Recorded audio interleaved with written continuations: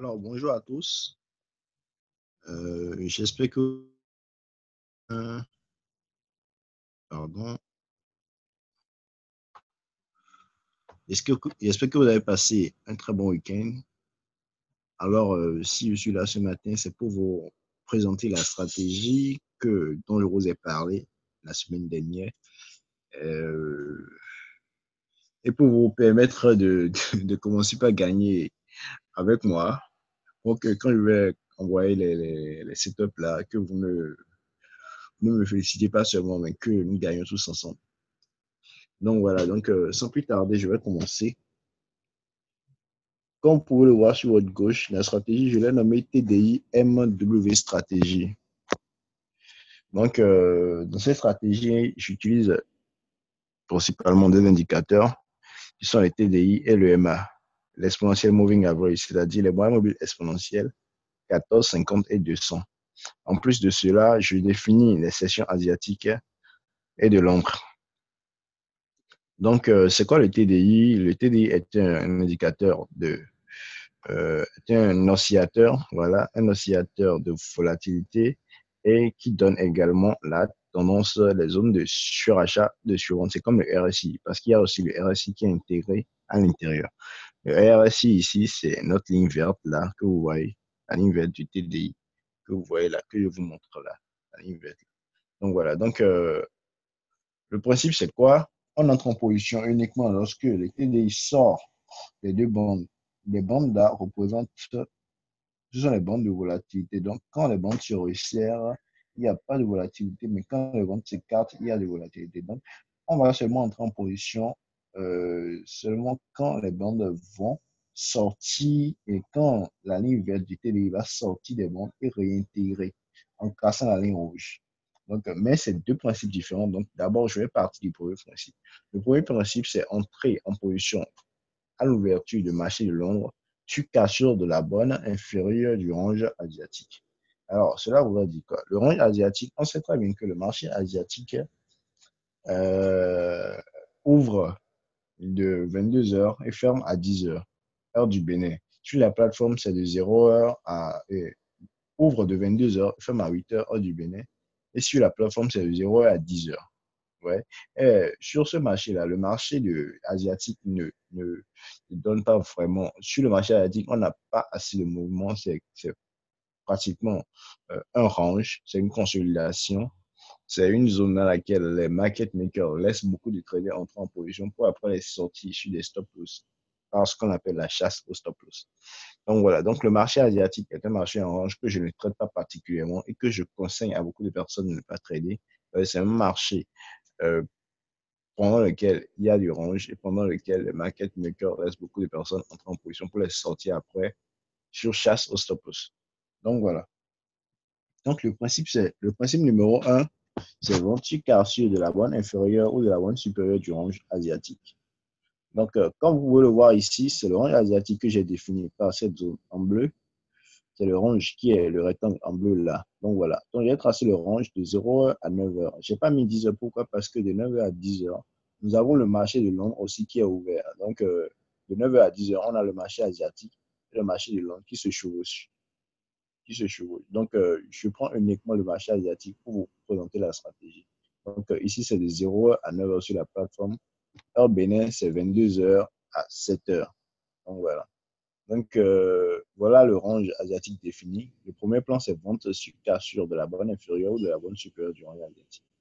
Tac. Donc là, qu'est-ce qu'on a là? Là, on passe notre ordre à la vente. Excusez-moi. Donc là, tac, on a cassé le bas du range. À l'ouverture du marché de long, tac, on l'a cassé. Donc là, on passe notre premier trade à la vente. Donc le premier trade est placé, on met notre stop loss là. Et on surveille. Pourquoi on surveille? Parce que c'est le lundi matin. Le lundi matin, il y a très souvent la chasse au stop, surtout sur l'euro-dollar, la chasse au stop. Et c'est ce qu'on va remarquer tout à l'heure. Donc, on a vendu là, à ce niveau-là. On a mis nos stop en haut là. Voilà. Et on surveille le prix. On remarque que après avoir vendu, le prix remonte.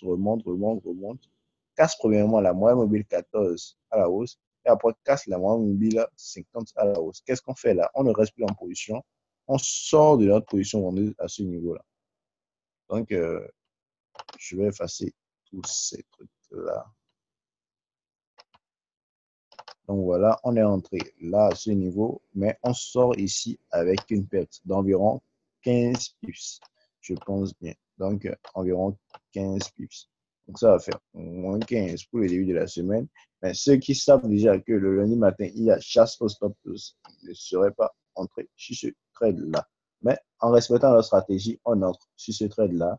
On se fait stopper, on se fait chuter en sortant de la position à ce niveau. Maintenant, après cela, qu'est-ce qu'on fait? On patiente, on reste patient, on regarde comment les prix vont se comporter. Et là, maintenant, on va parler de notre seconde stratégie. La première stratégie, c'est quoi? Vendre, tu cassures à l'ouverture du marché de l'ombre du range asiatique. Ou achat sur cassure de la bourse supérieure à l'ouverture du marché de l'ombre du range asiatique. Maintenant, le second plan, c'est quoi? Chercher les double top et les double bottom.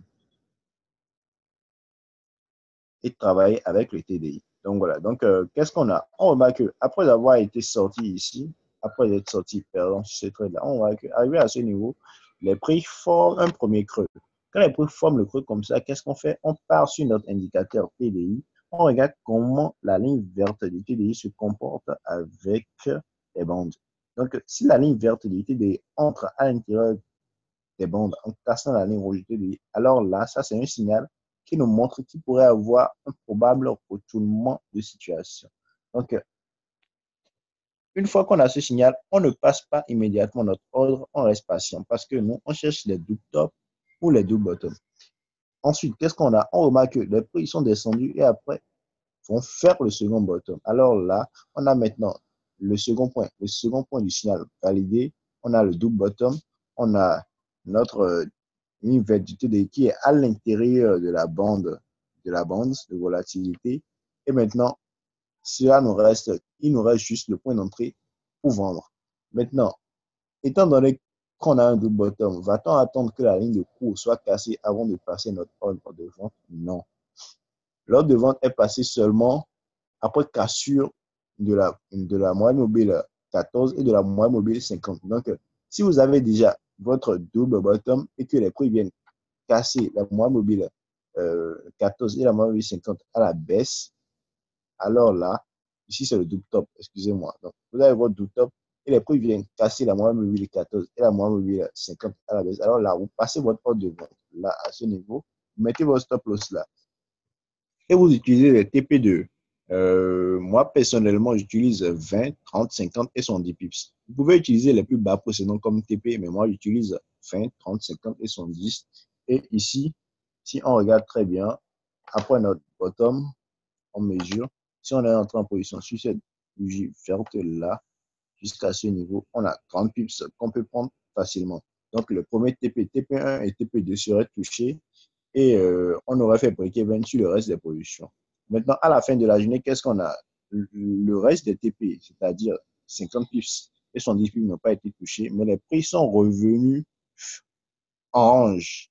Comme j'ai dit, cette stratégie est une stratégie qui ne nous permet pas de laisser les positions ouvertes. À la fin de la journée, on ferme toutes les positions.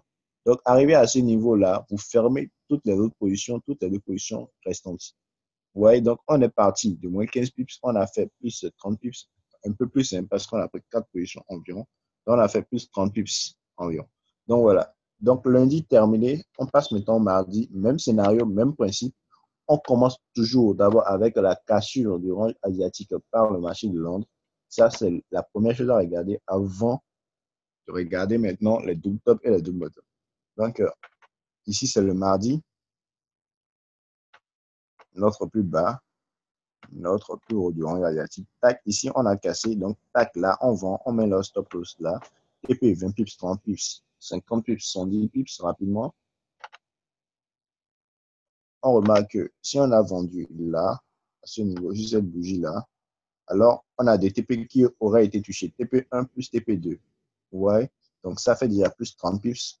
Déjà à partir à 9 heures, là où les gens seraient en train de chercher. Si on est en train de chercher les positions à prendre, si on est en train de parcourir toutes les paires, vous êtes uniquement sur euro dollar.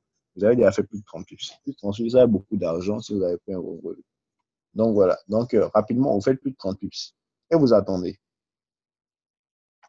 Vous attendez et vous remarquez que ici, arrivé à ce niveau, on a eu ce mouvement-là.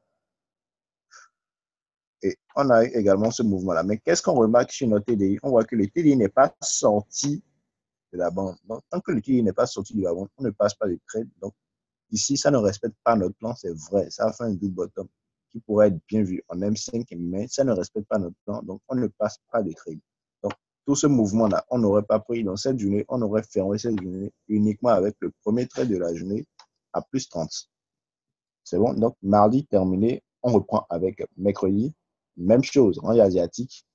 On vérifie bonne supérieure, bonne inférieure du range asiatique. Ici, à l'ouverture, on est parti, mais on n'a pas cassé. Mais qu'est-ce qu'on remarque ici le mercredi? C'est très particulier. On remarque que déjà dans le marché asiatique, on a eu ce gros mouvement-là, qui est un mouvement de chasse au stop loss. Ce gros mouvement-là, qui est un mouvement de chasse au stop loss, qui a fait sortir la ligne verte du TDI hors de la bande. Donc là, premièrement, notre plan de cassure de marché de Londres n'est pas validé. Maintenant, on part maintenant sur le second plan, c'est-à-dire les double top et les double bottom. On voit que ici, on est sorti. Ici, on a formé un premier creux. Donc, on attend le second creux. Le second creux a été formé ici. Et alors, maintenant, on attend notre point d'entrée. Le point d'entrée a été donné là, comme je vous ai dit. Cassure de la MM14 et de la MM50 par le bas. Et l'attaque, on est entré en position. On place notre stop loss là. Et on a fait plus 80 plus sur cette journée-là. Donc, ça, c'est le jeudi, je pense bien. Lundi, mardi, mercredi. Donc, voilà. Donc, ça, c'est le mercredi plus 80 pips. Donc, c'est très facile à faire. Vous voyez avec moi, c'est vraiment très facile. Et c'est comme ça sur tous les jours. Vous travaillez comme ça tous les jours. On passe au jeudi. Notre premier plan du jeudi, c'est quoi? On trace le range asiatique. Voilà. Tac. Ici, on a cassé le range asiatique. On met notre stop loss là. On entre en position là. Stop loss là. Tac, tac, tac, tac. Plus 35 pips. Donc, vous serez sorti à plus 30 pips, TP1, TP2. Et après, les autres vont faire de break-even. Et la journée, vous fermez toutes les positions, si il en reste. Maintenant, le vendredi, qui est une journée où, moi particulièrement, je ne traite pas, parce que c'est une journée où il y a beaucoup d'informations économiques. Une journée qui fait bouger le marché dans tous les sens. Bon, en tout cas, moi, franchement, le vendredi, je n'aime pas trader les vendredis. J'aime pas trop. J'aime pas trop. Donc voilà, je vous montre quand même la stratégie sur le vendredi. Donc, on a toujours notre range asiatique. On a cassé par le bas à ce niveau. Donc, tac, vous êtes entré à ce niveau-là, sur ces mèches-là. Votre stop loss est là. Mais, tac, tac, tac, les prix ont cassé les 2 mois mobiles à hausse. Vous sortez perdant sur ce trade-là avec environ 20 plus. Mais si vous laissez votre stop loss toucher, ça va vous faire 24 plus. Par exemple, les prix à mesure. Ça faisait, si vous êtes entré là, à ce niveau-là, ça va vous faire de là, là. Ça vous fait 30 pips. Hein. Donc voilà, donc 30 pips. Donc si vous laissez votre stop loss toucher, ça va être 30 pips. Mais si vous sortez ici, ça va vous faire entre 54 pips et 25 pips. Voilà en plus la raison pour laquelle je ne traite pas le vendredi. Donc voilà, le plan, c'est juste ça. Hein. C'est juste ça. Je pense que vous avez compris. C'est vraiment très simple à utiliser, très facile. Ça peut vraiment vous faire maximiser. Il vous suffit juste de prendre une seule paire et toute la semaine, vous maximisez sur cette paire-là. Vous allez vraiment gagner sur cette paire-là. Donc voilà ce que j'ai à vous présenter. Si vous avez des questions à poser, posez-les dans le groupe CBT Community. Vous pouvez laisser le commentaire pour ceux qui ne sont pas encore dans le groupe. Le lien sera mis sur la description de cette vidéo. Vous pouvez intégrer le groupe, poser des questions si vous voulez des améliorations, si vous voulez apporter des améliorations à cette méthode, ce serait vraiment bien.